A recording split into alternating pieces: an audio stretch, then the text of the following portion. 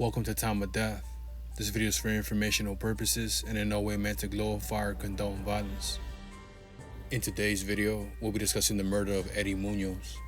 Munoz was shot and killed on Tuesday, April 7, 2009, in the 1300 block of West 40th Place in the Vermont Square neighborhood of South LA, according to LA County coroner records. German Marino Jr. was subsequently arrested and charged with the murder. The following is the evidence at trial. On April 3, 2009, victim Eddie Munoz, his girlfriend Elizabeth, and his brother Valencia attended a party near 75th Street in Figueroa in LA.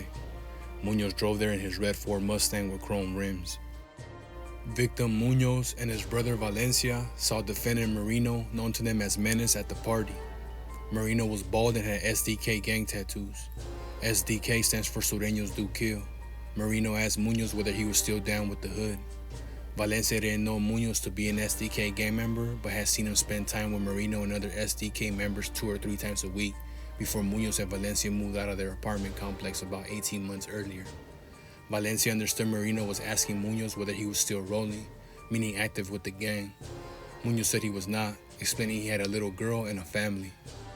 Marino told Munoz the only way out of the gang was a bullet to the head. Munoz looked to Valencia to be shocked and scared in response to Marino's statement. Marino disappeared for a few minutes, but when he returned, Marino started mad-dogging Munoz's group, pacing and giving them a bad face. Marino gestured to his friends using his thumb and finger to simulate a handgun. At about 11:30 p.m., Marino stopped Munoz, Valencia, and Elizabeth when they tried to leave the party.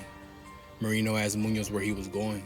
When Munoz said he was going home, Marino told him to stay or to promise to come back. Munoz gave his word that he would return. Once they got home, Valencia got out of the Mustang while Munoz and his girlfriend Elizabeth appeared to argue. A few minutes later, Elizabeth left the car crying. Valencia never saw or heard from his brother again. He and his mother reported Munoz missing 2 days later. When police interviewed him, Valencia identified Marino in a photographic lineup. On the morning of April 4th, Cias was walking down an alley by West 40th Place in Los Angeles.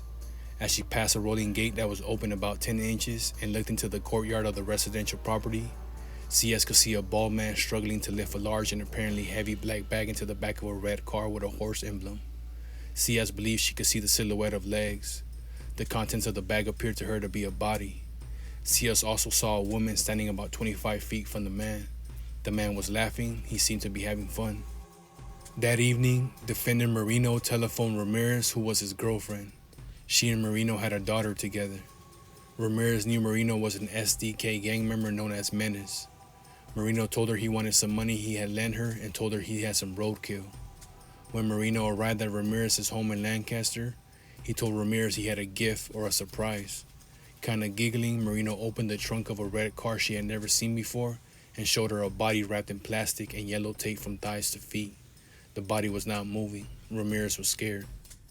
Marino then showed Ramirez several credit cards, including a blue Bank of America card with a photograph of a Hispanic male with a mustache on it.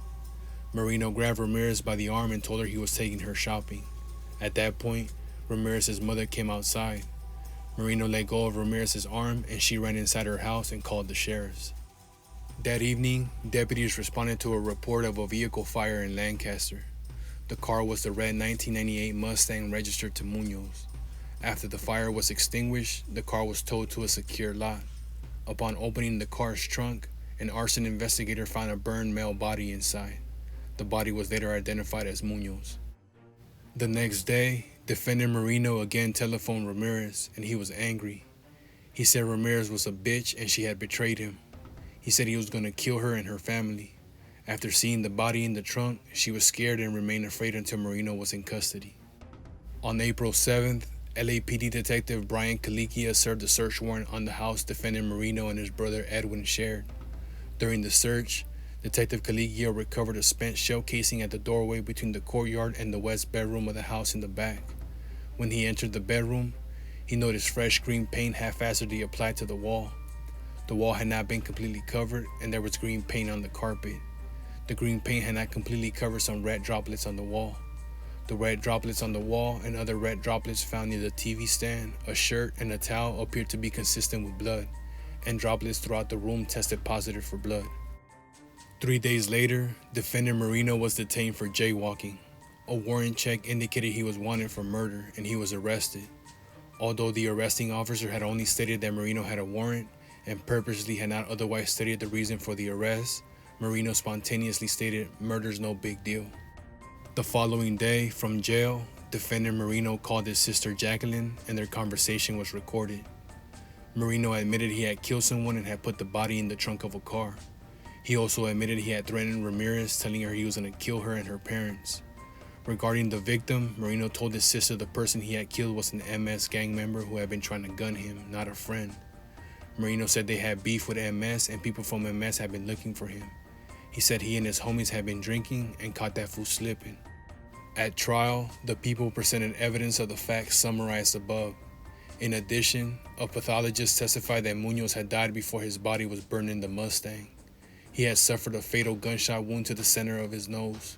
Before he died from this gunshot wound, Munoz sustained at least 4 other non-fatal stab wounds, 1 to the side of his face and 3 to his neck. LAPD officer Guillermo Espinosa testified as a gang expert. He said MS-13 was a large criminal street gang with more than 2,000 active members, and the gang had many subsets or cliques, including SDK. Officer Espinosa testified SDK began as a tagging crew, primarily engaged in graffiti and vandalism, but they were recruited into MS-13 to expand its reach after the gang injunction was issued against MS-13 in 2007. Officer Espinosa said it was his opinion SDK was a subset of MS-13 based on interviews he had conducted with MS-SDK gang members. Defendant Marino acknowledged that he was an SDK member but said he had socialized with MS members without ever joining that gang. He claimed SDK and MS had become rivals and some MS members had tried to kill him prior to the incident involving Munoz. Following the trial, the jury convicted German Marino Jr. of special circumstance murder with true findings on the gang and gun allegations, as well as 1 count each of making a criminal threat and grand theft. The court sentenced Marino to state prison for life without the possibility of parole, plus an additional term of 25 years to life for the firearm enhancement, an additional consecutive term of 8 months for the criminal threat, and another 7 years for the grand theft. Eddie Rodolfo Munoz was 21 years old at the time of death.